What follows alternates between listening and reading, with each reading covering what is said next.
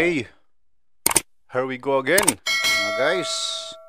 Ngayon, ang gagawin natin sa video na to ay set up na natin yung ating bagong flash na SD card gamit ang Piso Fi system. Okay, so since nakakabilang setup yung ating ginamit na image file, ay doon sa ating router, ako yung gamit ko is new Wi-Fi dito router. So dapat doon sa ating port ng ating new Wi-Fi dito router, and sa one port doon natin i-connect yung ating internet. Sa LAN 1 na malapit yung katabi lang na sa one port na port, pero LAN 1 yun. Pwede rin siya, ay baliktad pala yun, LAN 4 yun. So yung katabi ng one port. So ipapakita natin yan sa susunod pa nating video kung paano natin yun isi-set up sa ating router, yung ating VLAN. Okay, so sa LAN 4, nakatabi lang ng one port, doon natin ikakabit yung ating Orange Pi. And then sa LAN 2, LAN 3, doon natin ikakabit yung ating computer. Okay, so para yung port na yon ay para yun sa access point. So para ma-access natin yung system ng ating Piso Pi, doon natin ikakabit yung LAN cable ng ating desktop computer or laptop. Okay, so paano natin ma-access? Kailangan muna natin i-check yung IP address kung connected na tayo. Check natin kung mako-connect na tayo sa ating Piso Pi. So connected din yung LAN. Type natin 10.0.0.1. Okay, ayan. Okay, so na-redirect tayo sa kanyang portal sa insert coin. So kung click tayo ng insert coin dito, pwede na tayong mag-insert ng piso sa ating coin slot. So, paano natin set up? Kailangan natin puntahan yung ating admin ng ating Piso Pi system. Okay, click natin Piso Pi. Ayan. So, kailangan natin ditong mag-login. So, ang kanya pong username, yung default username ng Piso Pi is administrator. Administrator. As you can see, makikita nyo meron ng lumabas sapagkat nakasave na sa aking clipboard. Saka yung kanyang password is, ang kanyang default password is admin12345. Okay, ulitin natin. Admin12345. Okay, so make sure na tama yung na-input yung mga keys sapagkat wala itong ditong parang view. Hindi katulad ng ibang mga password box ay meron ditong mata para makita o ma-display natin yung kanyang kung tama ba yung ating na-input na password. So dito, hindi mo siya makikita. So make sure na lang tama yung napindot yung mga letra. Okay, sign in natin. Ayun. Ito na yung ating dashboard ng ating Piso Pi. Okay, as you can see, Piso Pi. Then, dito yung kanyang mga tabs. Makikita nyo yung iba-iba niyang mga system. So, ano yung pinakauna natin kailangang gawin? Okay, so, sa lahat ng mga Piso Pi or mga Piso Wi-Fi system ay meron itong license. Kailangan mo nang bumili ng license. Okay, so yung prices ng mga license ay may pagkakaiba-iba. Depende sa klase ng license. So, yung pinakamahal is yung ADO. Malupit yung ADO. Mahal. Pero ako, okay na ako dito sa Piso Pi. Okay, so mabibili mo ang Piso Pi sa halagang 900, merong 700, merong 500. Depende sa seller na nakuhaan mo. So sa mga gustong bumili, bumili kayo kay Mr. Ryan Sia. Legit na legit. Mag-ingat po sa mga scammer. So, okay, so check na natin yung ating system. Ano unang kailangan nating gawin? Kailangan daw natin pumunta sa ating device. Ayan. Check natin kung meron ng license yung aking board. Okay, so dito lalabas not registered. O, it seems na to. Kailangan dito, actually, yung itong board na ginagamit ko ay meron na itong license. So, kailangan ko dito ng internet. Just to make sure, i-reload natin ang status natin kung gagana. Kasi kung walang internet yung router na ginagamit nyo dito, ay hindi lalabas. Hindi yan mariretrieve yung license ng inyong board. Okay, ayan. So, lumabas yung ating mga information sa ating board. hide lang natin ang ilang mga details just to make sure for my privacy. Makikita natin meron dito nga simula ng aking license is Ryan sa paggaling ito kay Sir Ryan Sia. So yung owner niya, yung ownership ng license is kailangan makuha nyo. So tuwing bibili kayo, lalong-lalo na kung bumili lang kayo ng mga pre-build na mga piso Wi-Fi window na kung saan pagkatapos nyong bumili ay tinatakbuhan kayo ng inyong mga seller. Kaya mag-ingat po. Make sure na mapagkakatiwalaan nyo yung inyong napagbilhan. Or else ay tatakbuhan kayo. Mawalan kayo ng technical support. So dapat alam nyo kung paano nyo ayusin o kahit mga simpleng troubleshooting lang sa inyong piso Wi-Fi window. Okay, so dito sa aking piso Pi, kinukuha ko yung kanyang ownership ng license. So meron sinasabing ownership. So kailangan yan ibigay at ilalagay yun sa inyong account. So i-check natin kung sinong may-ari ng license na to.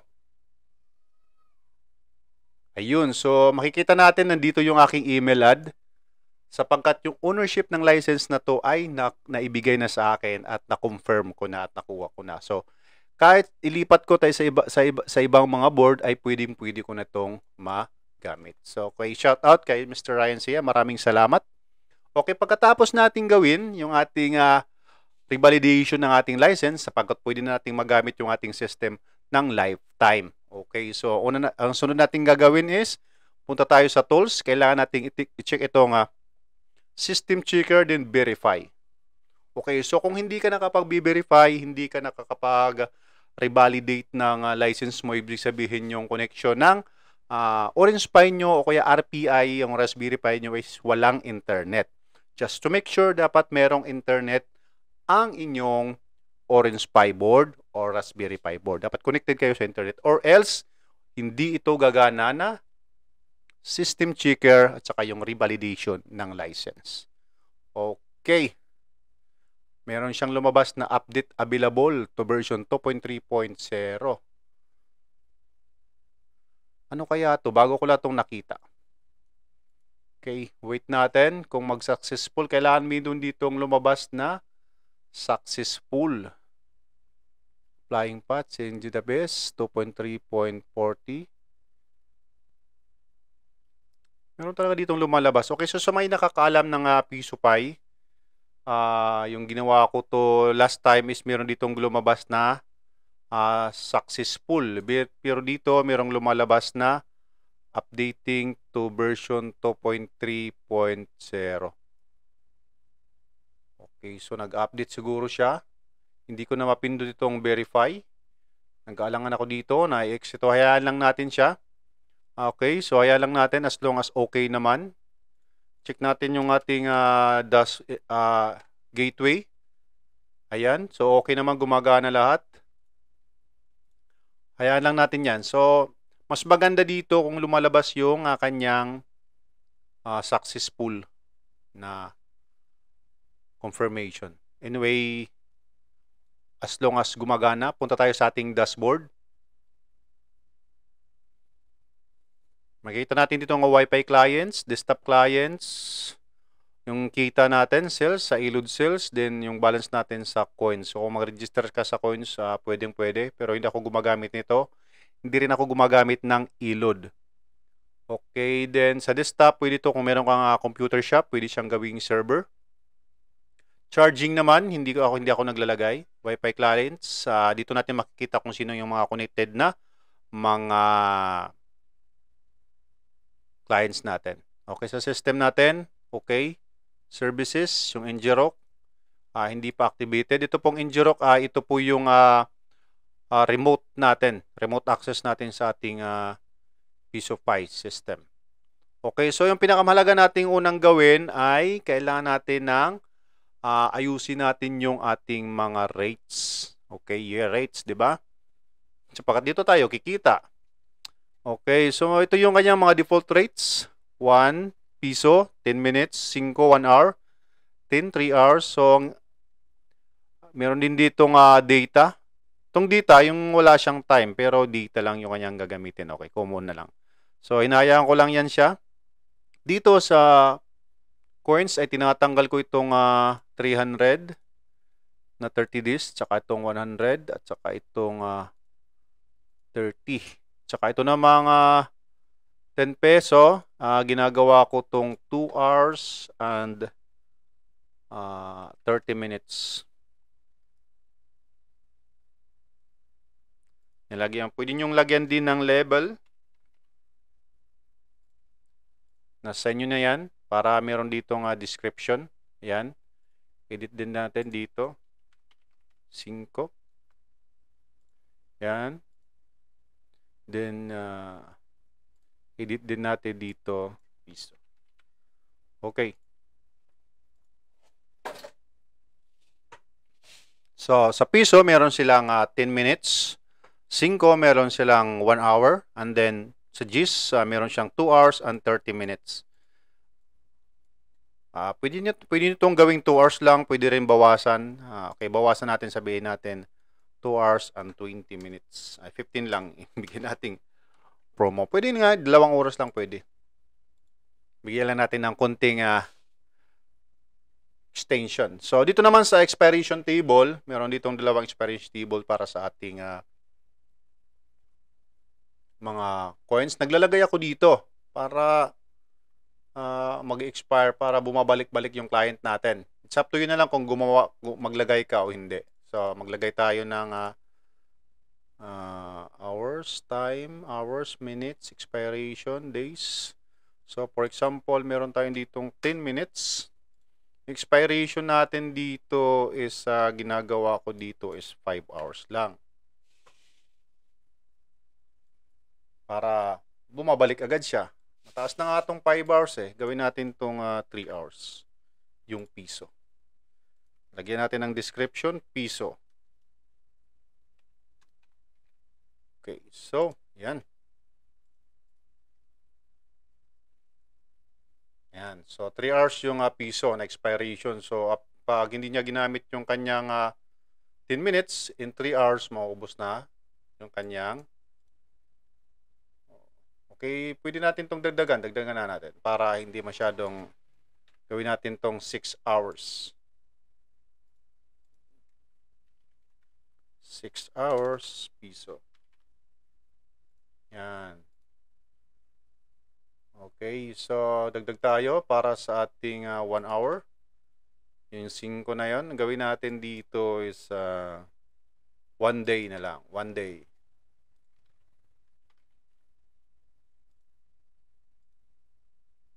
Yun. Okay, so 1 day yung kanyang expiration ng kanyang 5. Nagdag tayo sa ating 2 hours and 15 minutes. So, sabi natin 2 hours. Expiration niya dito is 2 days na lang. Jeez. So, it's up to you na lang. Discretion na yon kung gagamit kayo ng ganyan. Minimum must be an integer. 2 hours, 2 days, 2 hours. Anong nangyari dito?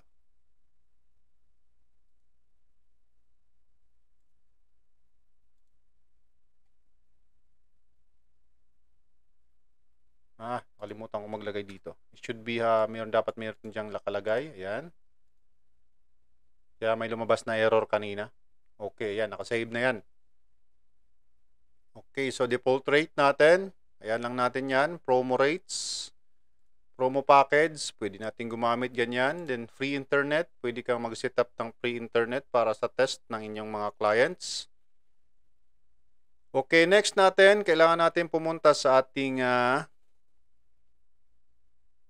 Wi-Fi.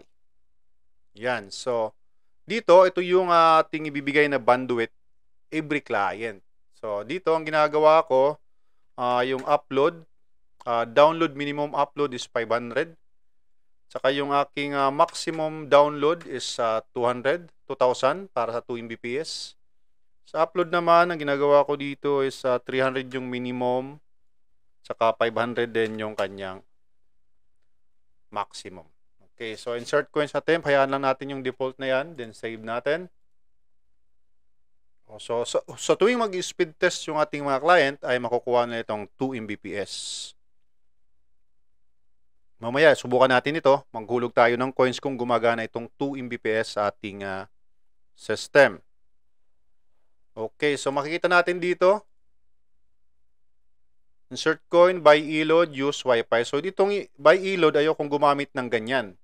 Hindi ako gumagamit ng e-load. Pwede tayong gumamit ng Wi-Pass, pwede tayong gumamit ng Discord. Ano tong Wi-Pass?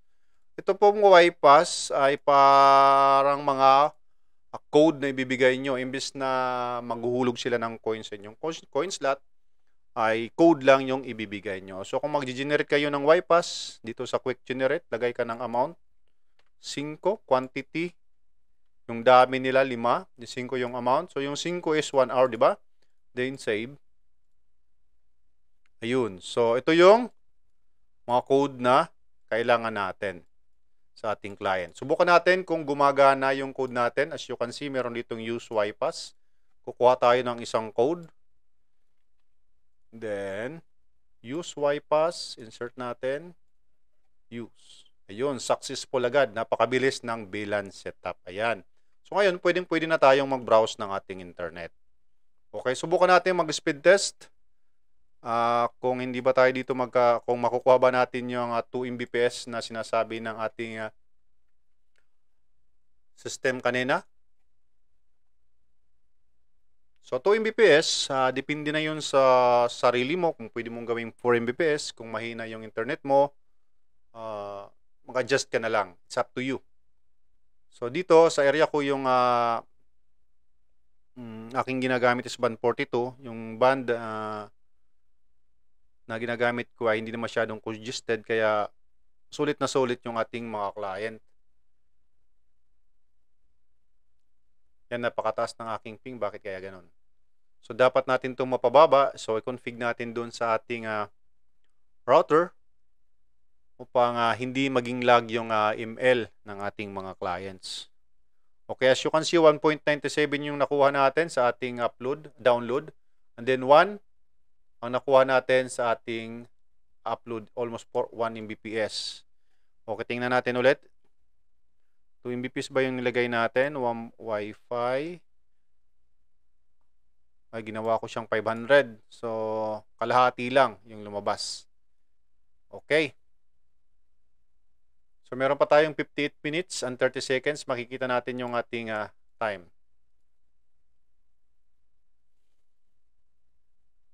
Okay, dito sa pin configuration, hayaan lang natin. Once magkaroon ka ng problema, pwede mo yang i-tweak. Sa network naman natin, pwede tayong maglagay ng, magpalit tayo ng IP address, batayan lang natin. Pwede tayong maglagay dito ng default DNS. Dito, pwede itong palitan na domain name. Pero pwede natin hayaan lang yan. Yun. So, dito sa access token, to make sure na secured yung pwede itong palitan para hindi ma-hack, sabi nila.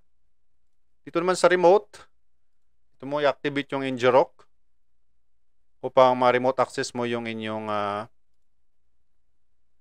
bendo, kung saan mo man siya na-deploy. Okay, so as you can see, papalitan naman natin yung ayusin naman natin yung ating dashboard ng ating gateway. Yan, di ba? Ayusin natin yan. Okay, so punta tayo sa portal. Site info, check natin anong laman ito. Ayan.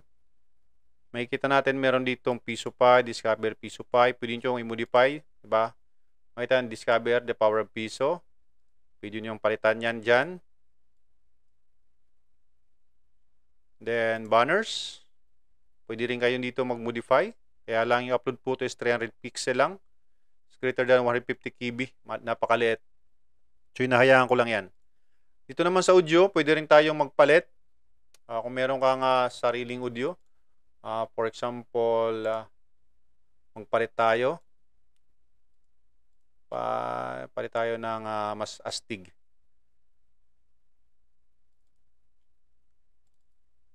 Okay, music. Yung gagamitin natin ngayon is itong pang Pasko. Yan, play natin. Pwede ka nang maghulog ng piso, 5 at 10 piso. Pagkatapos pindutin Diba? mo na. Okay, astig. Dito yung default natin. Yan yung default sound niya, no? So, bago tayo makapag-upload, upload natin once insert na natin yung ating sound. Upload natin. Okay. Then, subukan natin kung mana. Pwede ka nang maghulog Yun. ng piso, 5 at 10 piso. Okay. So, dito. Yan. Pwede ka rin magpalit dito. Lagay mo lang dyan. Dyan yung insert coin. Pwede rin. Okay. Sa session option natin. Check natin dito. Auto merge. Okay lang yan default. Dun sa ating time. Default din yan. Hayaan lang natin. Okay. Enable auto coin. Okay din yan. Okay. So, dito naman sa Wi-Fi option. Dito, disable natin yung ating mga promos. Dito yan. Diyan yan. Hindi naman natin kailangan yan. Charging. Naka-disable na yan. E-load. Disable din natin yung e-load na yan. Yan. Dahil hindi naman natin kailangan. Okay. Data. Okay naman. Itong allow tethering. Uncheck lang natin yan. And then, dito naman sa ating time. Pwede rin allow tethering. Pwede rin hindi. Hayaan mo lang natin yan. Wala akong nakikitang problema dyan. And then, dito naman sa ating insert coin. Ayan.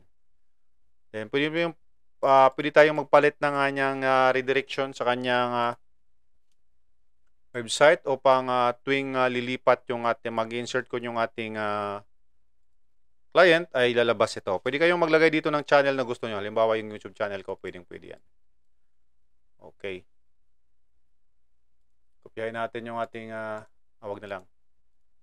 Basta pwede kayong magpalit dyan ng Pisupy o kaya kahit anong website na gusto nyo.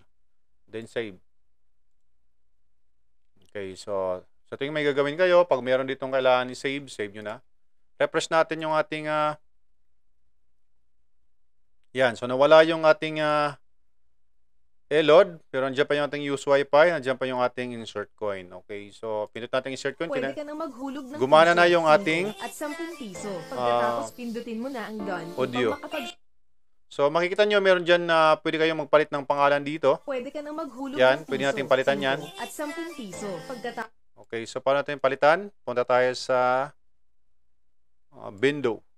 Yan, window. Okay, so makikita natin dyan. Nakikita natin dito ang ating mga windows. Palitan natin dito ng Artbox Tech. Yun.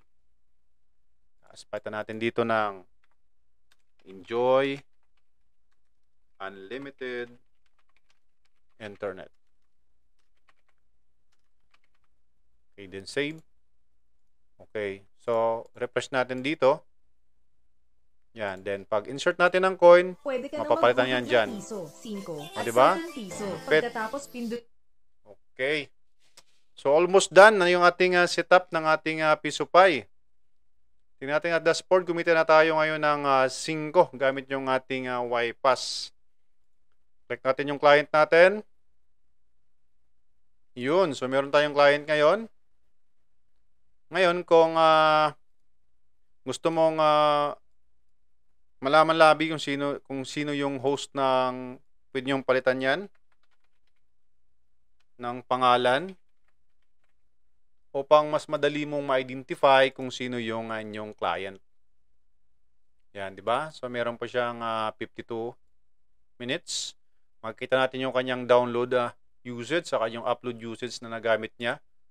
Makikita natin. Ngayon, kung merong mga abusadong okay, sing tip lang So, meron akong mga client na napakahilig mag-download. Iwan ko kung ano yung ginagawa niya doon sa kanyang phone. Napakalakas. Sa isang oras ay nakakakuha siya ng 5 to 6 gig. Iwan ko ba kung ginagawa niya doon. So, ang ginagawa ko para hindi ako ma-exhaust yung aking data, ang gamit ko ay wireless lamang. Ang gamit ko ay Smart Infinity Limitless 3.5. So, ang ginagawa ko, pwede nating bawasan yung kanyang speed. Yan, bawasan mo para hindi na masyadong malakas yung kanyang download. Okay, so pwede mo siyang bawasan. Okay, di ba dito? Speed, bawasan mo. Gawin mo 1 Mbps lang. Then, save mo. And then, pwede ka rin magdagdag ng oras kung gusto. Kung mabait naman siya, pwede ka magdagdag ng time kahit hindi na siya maghulog. Add time session, pwede ka magdagdag. Data, pwede ka rin magdagdag kung okay naman sa'yo. Okay. Desktop users, makikita natin dito kung meron kang computer shop. Client accounts, kung meron silang halimbawa mga accounts na ginawa, kung gusto nilang mag-register gamit dito, ayan, mag-register sila dyan. Then, dito natin makikita yung kanyang mga records. Okay, charging station, wala namang gamit. Rates, YPass, we are good. Ayan. So, ganun lang kadali yung ating setup. Okay, meron pa tayong isa. Halimbawa, nakapag-flash ka ng hindi bilan image, yung default lang na PisoPy, ay dito lang tayo sa board. Okay, board. Settings, board. Pwede kang, hindi dito. Ito pa yung board. Halimbawa, gagamit ka ng Orange Pi 1, Orange Pi PC, papalitan mo yan. Nasaan na ba yun? Okay, network pala. Okay, network. Dito tayo maglilipat ng, nasaan na yun? Hindi dito. Sa Wi-Fi. Ayun, dito pala sa Wi-Fi. Pasensya na guys. Okay, so, kapag nag-flash ka ng nakabilan na image file ng PisoPy, automatic na itong naka-set dito. At saka yung kanyang bilan tag ID.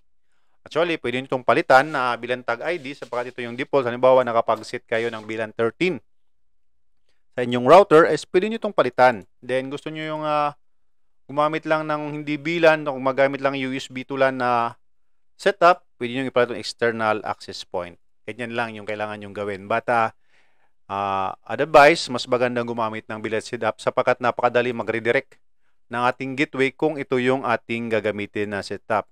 Doon sa ating external access point, ang nangyari dito, minsan nagluluko yung ating outdoor access point na di-disconnect or obtaining IP address.